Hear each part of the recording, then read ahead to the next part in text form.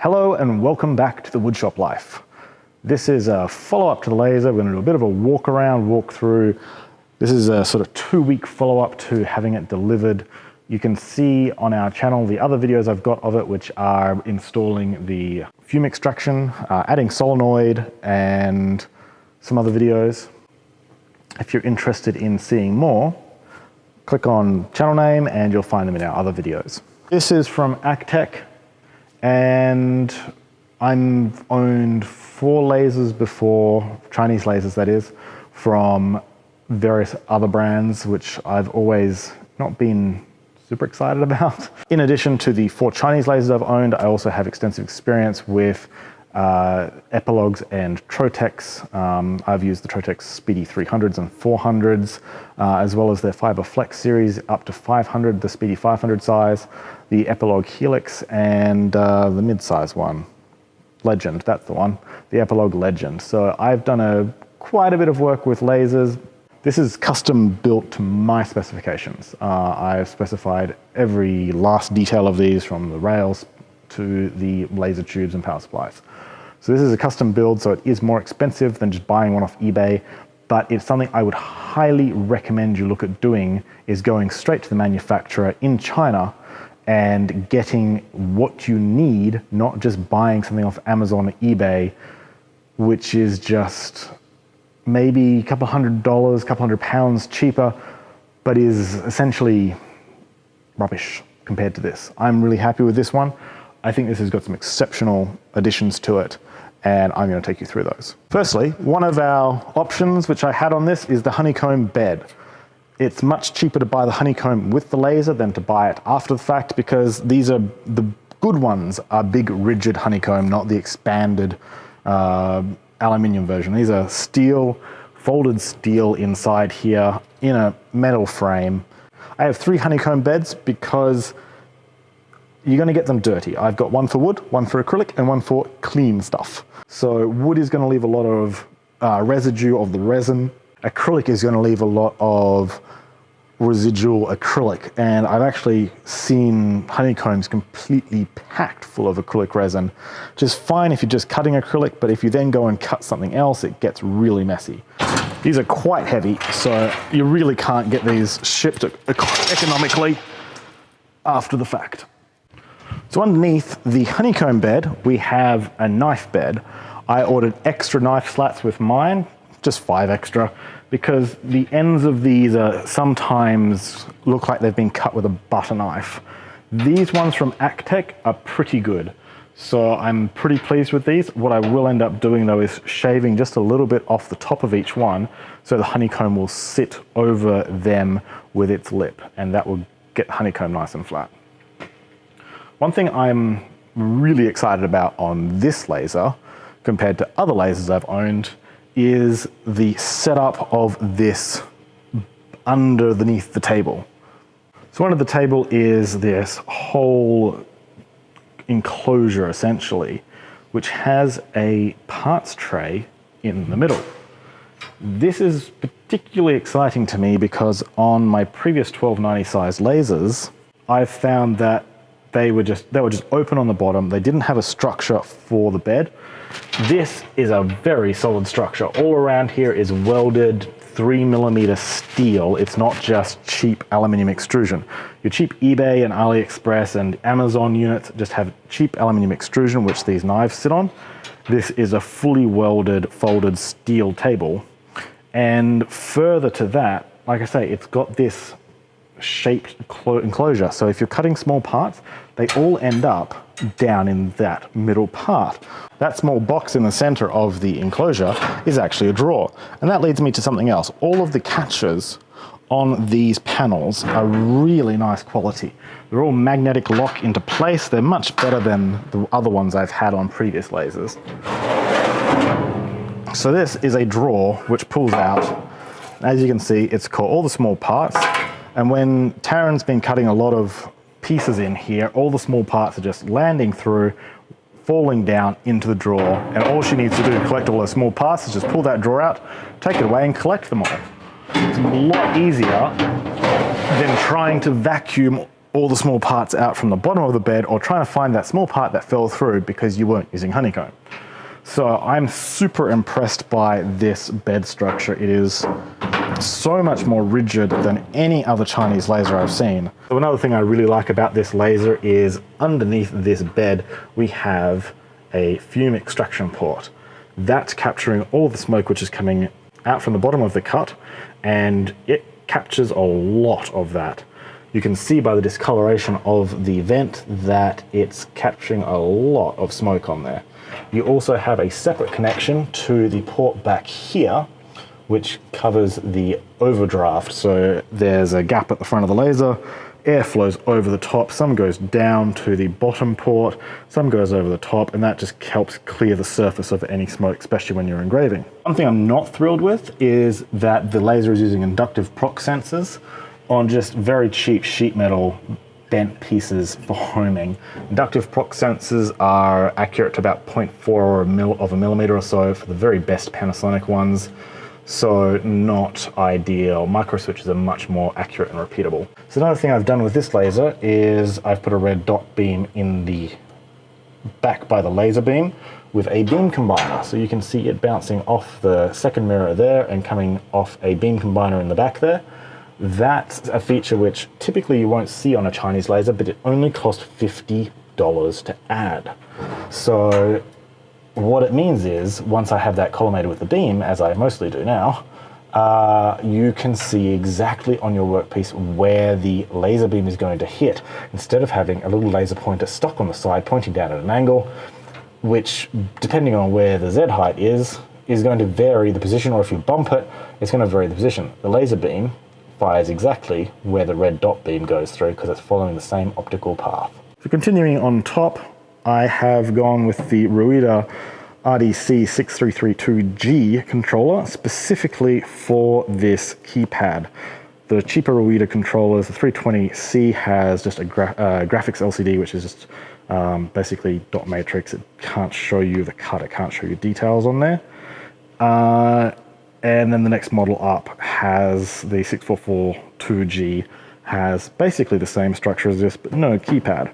I paid extra to get the keypad because I can go in here and say speed is going to be 100 millimeters per second, hit enter and move.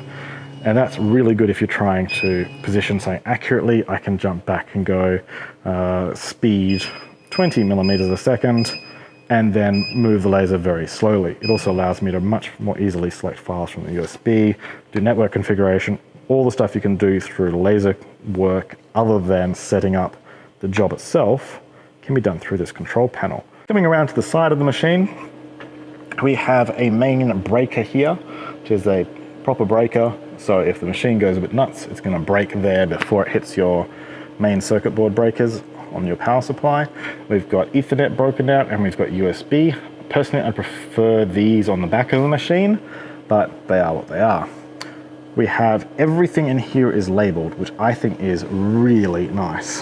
They've put label printer printouts on everything describing what it is, which is really convenient. And one thing which they've gone overboard on, which most Chinese lasers, they don't do at all, is they've gone and put labels on every single wire. So you know what every wire is. If you need to do any maintenance or changes, you can immediately see what they are, which is fantastic. A lot of Chinese lasers I've seen don't even put ferrules on here.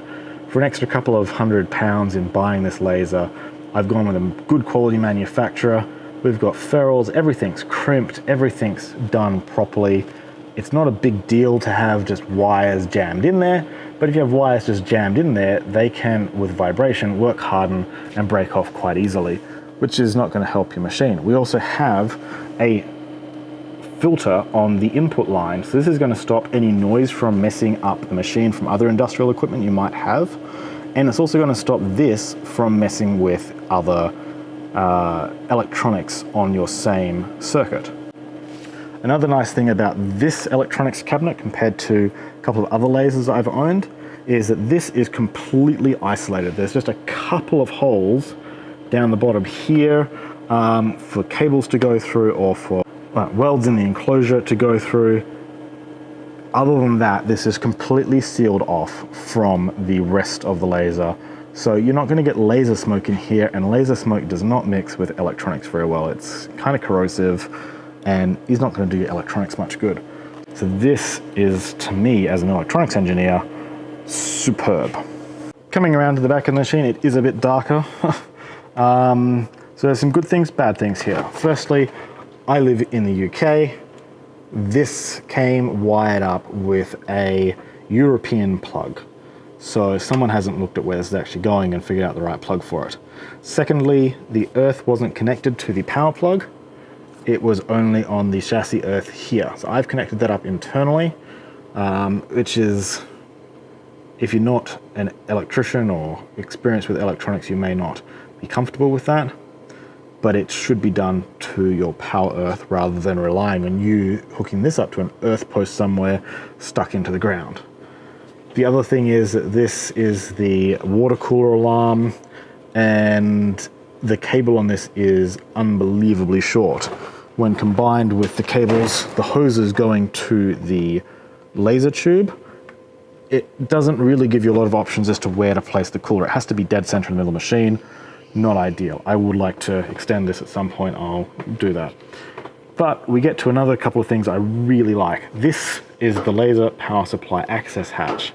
Other lasers I've owned and Chinese lasers I've seen have just had the laser power supply sitting around in the bottom of the laser enclosure where they're exposed to all the fumes and everything. And you know, these things run at 20,000 volts plus. It's 18,000 volts when the machine's running, 24 to 30,000 volts to strike the arc. You don't really want that. I've specified specifically the Recce power supply, the P18.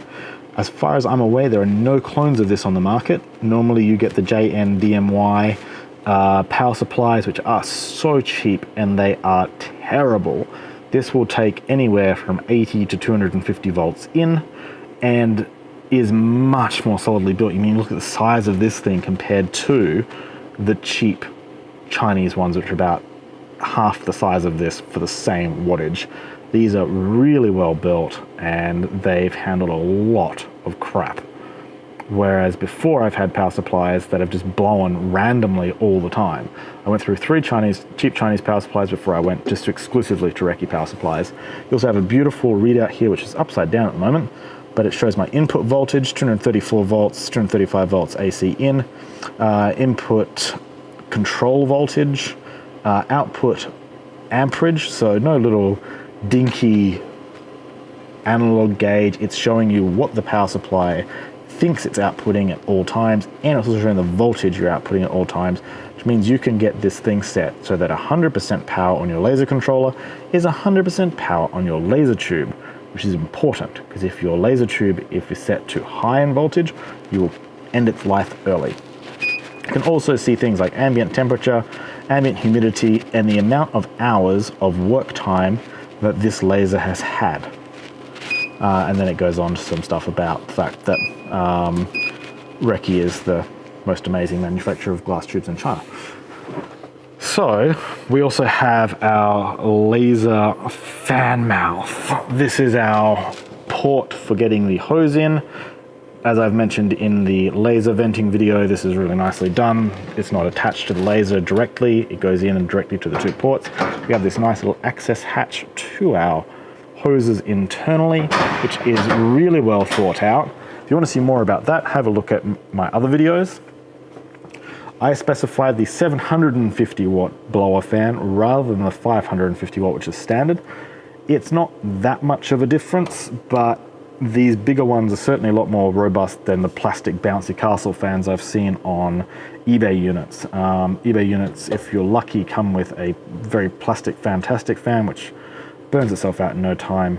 Awful.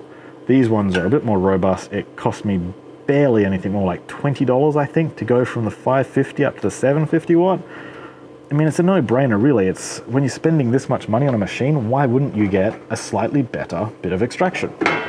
So speaking of the chiller, it's getting kind of dark back here, so we go further back. This is the CW5200 industrial chiller, which I also paid extra for.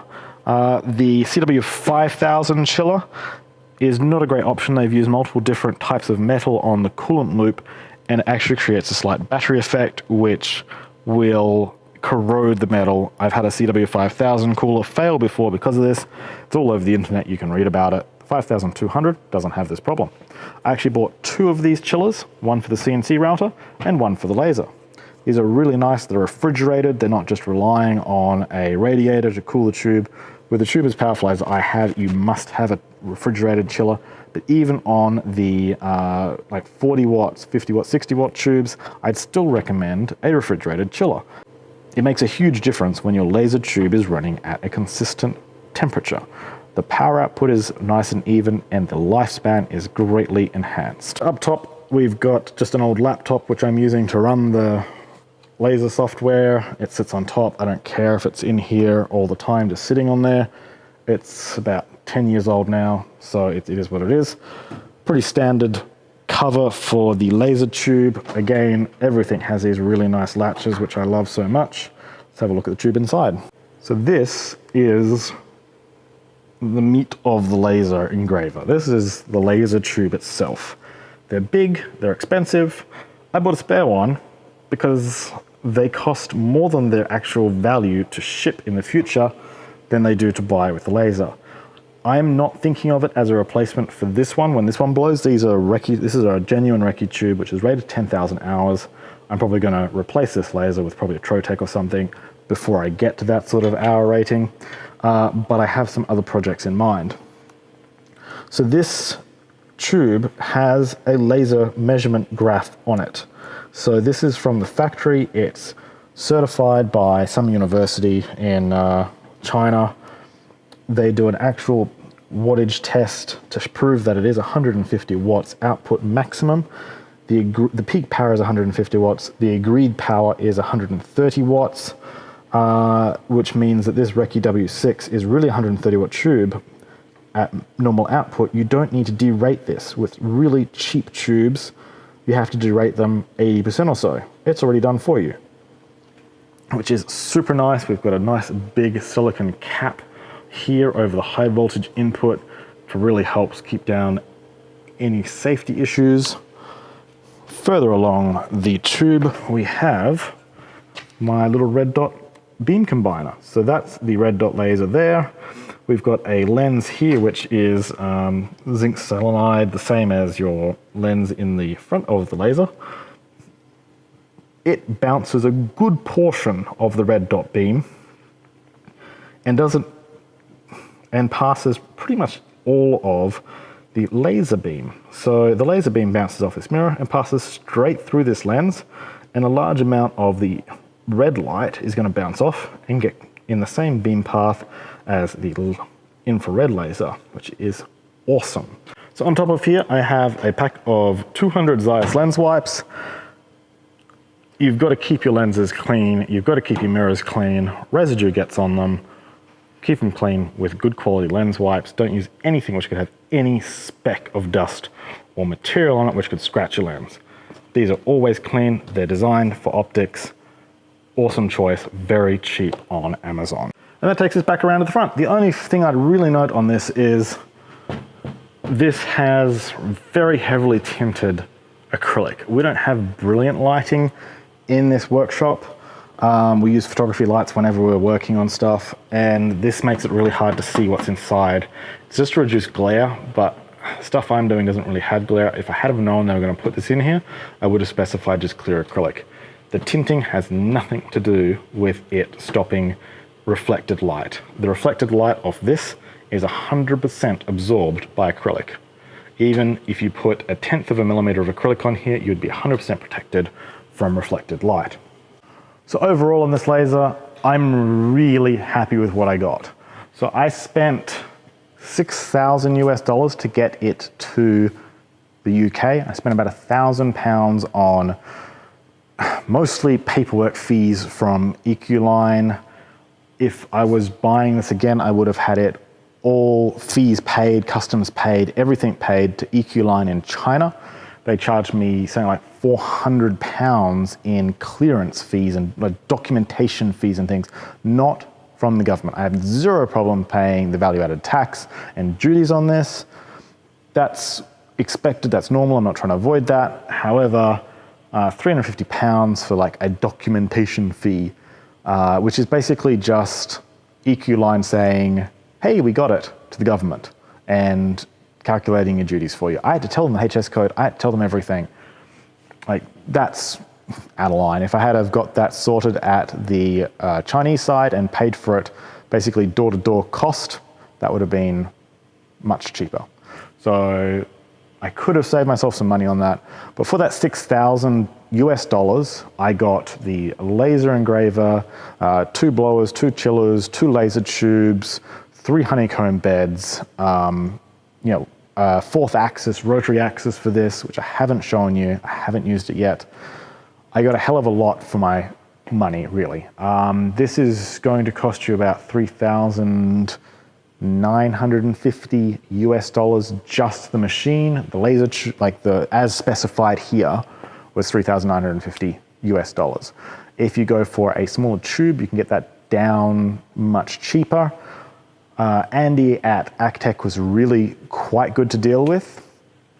However, if you're interested in purchasing a Chinese laser, you can email laser@mythiccrafts.com. We're going to set that up as a email which you can send us questions to. We get nothing out of it, but I'm going to help you through the process dealing with Chinese laser companies, making sure you get the specification you need, the power you need or don't need, because if you're doing a lot of engraving, you do not want a 150 watt tube like I have. I'm doing an awful lot of cutting with my laser, so I wanted a more powerful tube to make that go faster. So I'll help you work through the process of buying a Chinese laser, getting it specified to your requirements, getting it sized to your requirements. A 1390 laser is barely any more expensive than a 690. 900 by 600 millimeter, 2 foot by 3 foot laser is basically exactly the same price as a 1.3 meter by 900 millimeter laser, which is what, 4 foot by 3 foot. I'm really pleased with this. There's certainly a few things which Acctek could have done, spending a couple more dollars on the machine, and it potentially could have been a little bit nicer. Just spending the time before delivery to just wipe the machine out, get loose screws out of the bottom, spend a little bit of time getting the bed perfectly leveled off, putting an air assist solenoid in there. Solenoid cost me £12 or so on Amazon. They probably could have done that for $2 or $3, and it wouldn't have added really any cost to the machine, but it would have made life a lot easier so that the functionality in the software does what it says it does. Air assist on, off. Very simple. Like I say, a couple of things they could have done a little bit differently, but overall, having owned Chinese lasers before, having worked with lasers which cost £50,000, almost 10 times the cost of this from the European and American brands, I'm exceptionally happy with this. The bed structure on this alone is so superior to every other laser I've owned which has come out of China, that this laser is worth it for that alone. I'm super impressed with the bed structure and enclosure on this. So if you're interested in owning a Chinese laser, consider emailing laser@mythiccrafts.com. It'll be in the description below. I will help you out. I get absolutely nothing for that. I'm hoping if we get enough interest and sales through it over the next year or so, they may be able to give me a slightly bigger discount on a large CNC router than I'd otherwise get, but that's all I get out of it. I just want to help you guys get the correct tool for what you want. I know a lot of people are interested in buying lasers or have bought lasers and not been happy with them. So let's see if we can help you out with that. If you enjoyed this video, please leave a like. If you think this laser is fantastic, leave a like. I'd love to hear your comments below if you've got any. If you would like to have a look at some of the other videos, see if this is a channel which you think might be interesting. We've got lasers, woodworking, CNC stuff, all sorts of projects. Would love to have you along for the journey. Please hit subscribe. We're uploading fairly regularly. Thank you very much for watching and have a fantastic day.